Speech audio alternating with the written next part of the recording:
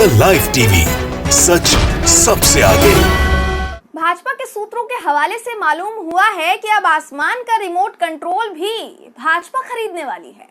आसमान से होने वाली बारिश कम होगी या ज्यादा होगी, अब ये भी भाजपा ही तय करेगी। दोस्तों नमस्कार, मेरा नाम है जयंती झा और आप देख रहे हैं द लाइव टीवी।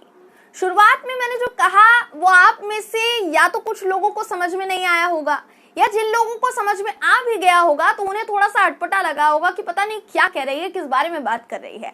लेकिन कान पकड़कर कह रही हूँ दोस्तों, ये बयान जो है ये हवा में उड़कर नहीं आया है, ना मेरे द्वारा नवनिर्मित किया गया है, मेरे द्वारा बनाया गया है, बल्कि बीजेपी के मंत्री जी ये सब कुछ कह रहे हैं जी। तो उत्तराखंड सरकार में मंत्री हैं धन सिंह रावत, जिन्होंने नई एप्लीकेशन, नई ऐप इजाद करवाई है अपने कुछ चुनिंदा वैज्ञानिकों से, जो कहते हैं कि भैया ये जो ऐप है ना, इससे आप बारिश को कम ज्यादा कर सकते हैं। मतलब जहां भी तेज बारिश होगी, हमारे भाजपा के मंत्री जी उसको कम कर देंगे। जहां कम होगी लेकिन बहुत ज्यादा बारिश की आवश्यकता है, ऐसा लगता है आपको कि यहाँ पर बारिश ज्यादा होनी चाहिए, ज्यादा जरूरत है, तो उसको ज्यादा कर दिया जाएगा। लेकिन ये रिमोट कंट्रोल सिर्फ धन सिंह रावत के पास ही आया है, अभी जल्दी ही मोदी जी के पास भी वो पहुंचा देंगे, ऐसा कह रहे हैं वो। तो जरा मंत्री जी की मधुर वाणी में सुनिए कि बारिश को कंट्रोल करने के लिए उनके रिमोट कंट्रोल की कहानी क्या है। सुनिए ये कहानी धन सिंह रावत की जुबानी। रुड़की को भी हमने जोड़ा है, जो हमारे अनुसंधान केंद्र है उनको भी जोड़ा है, 3-4 लोगों को जोड़ा है उसमें। और उसमें हमने कहा है कि वो ये तय करेंगे कि हमको किस क्षेत्र में कितनी आपदा आने वाली है, और वो ताकि हम वहाँ अलर्ट कर देंगे पहले लोगों को भी, और अपनी जितनी मशीनरी हमारी, चाहे पीडब्ल्यूडी का है, चाहे सिंचाई विभाग का है, चाहे कोई भी विभाग है, चाहे स्थानीय प्रशासन है। अब तो एक ऐसा ऐप भी आ रहा है कि जो कह रहा है कि अगर कहीं पे ज़्यादा बारिश होती है तो बारिश को थोड़ा आगे पीछे वो कम ज़्यादा कर सकते हैं। तो ये जो भारत सरकार को मैं उस प्रेजेंटेशन को दिखाने वाला हूँ, और भारत सरकार अगर उसमें अनुमति दे देती है तो मुझे लगता है कि कई राज्यों के लिए वो भी बहुत अच्छा हो सकता है। अब देखिए, धन सिंह रावत के इस बयान पर अगर आप में से कुछ लोगों की हंसी निकल गई है तो देखिए हंसीएगा मत।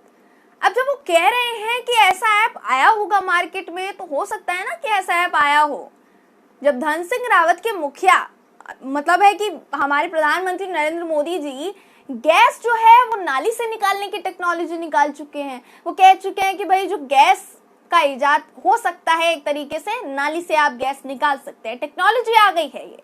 और कह चुके हैं कि ऐसी टेक्नोलॉजी यूज करके चाय भी बनाई जा सकती है, खाना बनाया जा सकता है। चाय वाले यही तो टेक्नोलॉजी यूज करते हैं। तो फिर धन सिंह रावत तो भला रिमोट कंट्रोल की बात कर रहे हैं, अब वो कह रहे हैं कि बारिश रोक सकते हैं। तो जितने भी देशवासी हैं, उन सभी देशवासियों से, देश की जनता से मेरा हाथ जोड़कर निवेदन है कि क्यों आप लोग अपने अपने राज्य में बाढ़ का पानी झेल रहे हैं। बाढ़ का पानी मत झेलिए, रावत साहब आपके लिए बारिश को रोक देंगे। तो कृपया करके जिसको भी अपने अपने राज्य में बारिश कम ज्यादा करवानी हो ना, जरा धन सिंह रावत से कंसल्ट कर लीजिएगा, वो आपको बता देंगे कि उनके पास नया रिमोट कंट्रोल आया है। मोदी जी भी देख लेंगे थोड़े दिनों में। तो अब दोस्तों, मोदी जी की नाली वाली गैस का जिक्र किया है तो उनका बयान भी तो आपको सुनाना पड़ेगा ना, ताकि आप समझ पाए कि नई भाजपा में ये जो उपज हो रही है नए नए नेताओं की टेक्नोलॉजी की, ये कहां से हो रही है। सुनिए। मैंने एक बार अखबार में पढ़ा था,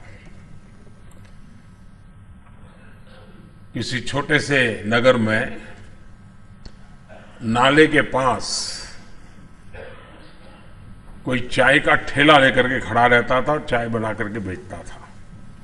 अब कोई चाय बनाने की बात आती है तो मेरा ध्यान जरा जल्दी जाता है।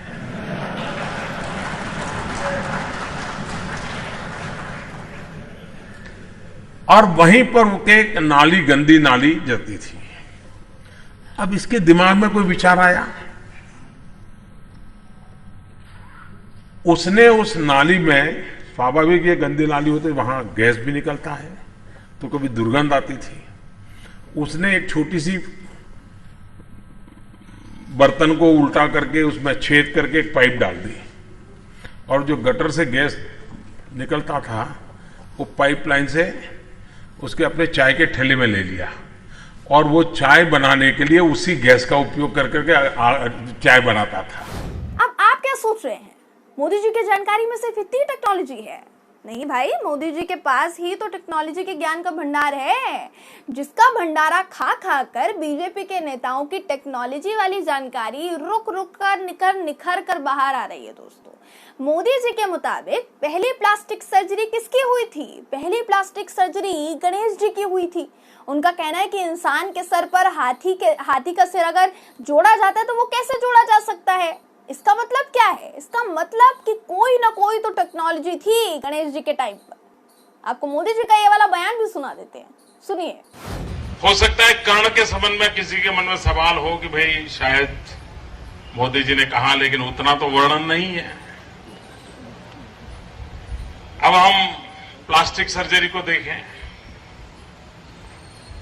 मुझे लगता है कि दुनिया में सबसे पहली प्लास्टिक सर्जरी शरीर मनुष्य का और माथा हाथी का, गणेश जी का निर्माण।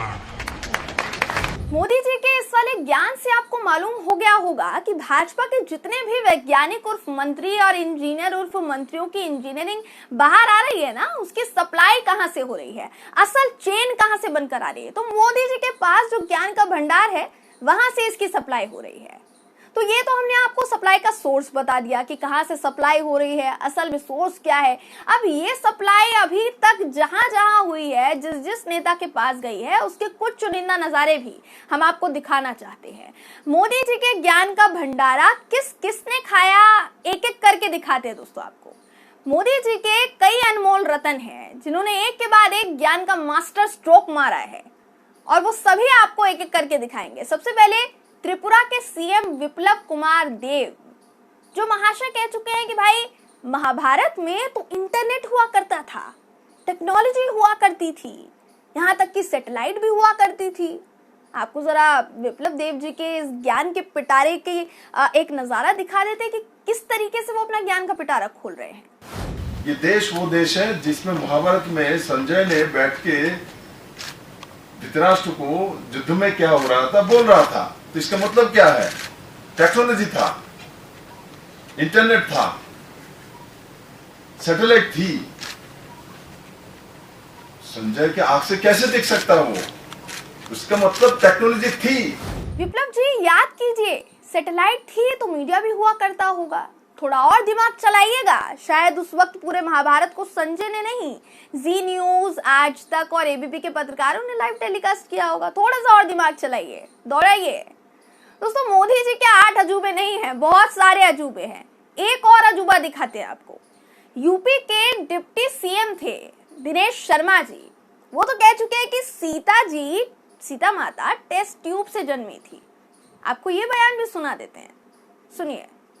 महाभारत का युद्ध हुआ तो हस्तिनापुर में बैठे हुए कुरुक्षेत्र में अर्जुन बाण कर्ण पे मार रहे हैं कि द्रोणाचार्य अब रथ लेकर उनके सामने आ रहे हैं। इसका लाइव टेलीकास्ट संजय जो महामंत्री थे धृतराष्ट्र के, वो उनको लाइव टेलीकास्ट यानी उसे आंखों देखा वर्णन वहीं पर खड़े होकर कर रहे थे।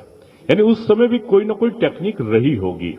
हम वायुयान की बात करते हैं, बदला कि रामचंद्र जी लौटे जब, तो वो पुष्पक विमान से वापस आए, उसमें भी विमान था।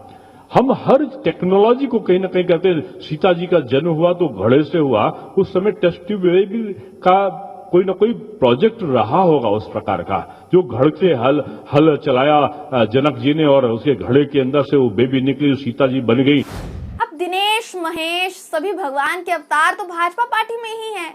दिनेश शर्मा का बयान सुना है ना आपको। अब जरा बीजेपी के नेता महेश शर्मा जी का बयान भी सुन लीजिए। अब इनका बयान सुनकर आपको हैरानी क्यों होगी? हैरानी इसलिए होगी क्योंकि जहां भाजपा पार्टी से इतने अजूबे और खुद प्रधानमंत्री नरेंद्र मोदी जी खुद भगवान पर ठीकरा फोड़ देते हैं, सारे जितना भी काम होता है भगवान ही करते हैं, तो वही दिनेश शर्मा तो भगवान को ही बेवकूफ कहकर चले गए। दिखाएं आपको वीडियो, दिखा देते हैं, देखिए। दिल्ली की जिम्मेदारी आपने मुझे दी। इस बात का जवाब कि सांसद जी आएंगे, मंत्री जी आएंगे, भैया अपने आप को भी रखते हैं। तो सांसद कभी गांव तक पहुंच नहीं सकता। रोजाना मिलता भी हूँ, किसी का फोन गया होगा तो कॉल बैक भी करता हूँ। काम किसी के करना भगवान के लिए भी संभव नहीं। सबसे बड़ा बेवकूफ अगर इस मामले में अगर कोई है तो हमारा नहीं, वो ऊपर वाला भगवान ही। जी, तो बारिश रुकवानी हो धन सिंह रावत से मिलिए, सर्जरी करवानी हो या नाली से गैस निकालने की असामान्य जानकारी लेनी हो तो मोदी जी से मिलिए। हालांकि मोदी जी किसी से मिलते नहीं हैं, लेकिन बोलिएगा कि उनके ज्ञान के भंडार में से थोड़ा सा भंडारा चाहिए, शायद मिल ले, क्योंकि ज्ञान बांटने में तो मोदी जी माहिर हैं, उनको बड़ा मजा आता है ज्ञान देने में, बाकी कामों में मजा नहीं आता। फिर सीता माता और महाभारत के समय की जानकारी लेनी हो, अगर नई जानकारी लेनी हो तो दिनेश शर्मा और विप्लव देव से मिल लीजिए। तो अगर आप बेरोजगार हैं तो समझ जाइए कि सब कुछ भगवान ने किया है, सरकार का इसमें कोई लेना देना नहीं है, तो भगवान ही सबसे बड़ा बेवकूफ है। चुपचाप आप घर पर रहिए और क्या। अब समझ में आया ना आप लोगों को दोस्तों कि आखिर क्यों भाजपा दिन ब दिन इतनी चर्चित होती जा रही है। जिस भाजपा ने अजूबों की गिनती को पछाड़ दिया हो, मतलब इतने अजूबे निकले, वो चर्चित नहीं होगी तो कौन सी पार्टी होगी, कांग्रेस होगी क्या? बहरहाल दोस्तों, इस वीडियो पर क्या है आपकी राय, कमेंट बॉक्स में कमेंट करके जरूर बताइएगा। अगर आपको ये वीडियो पसंद आया हो तो वीडियो को लाइक और शेयर करना ना भूलें। फिर मुलाकात होगी आपसे किसी ऐसी ही खबर के साथ, तब तक के लिए नमस्कार। द लाइव टीवी, सच सबसे आगे।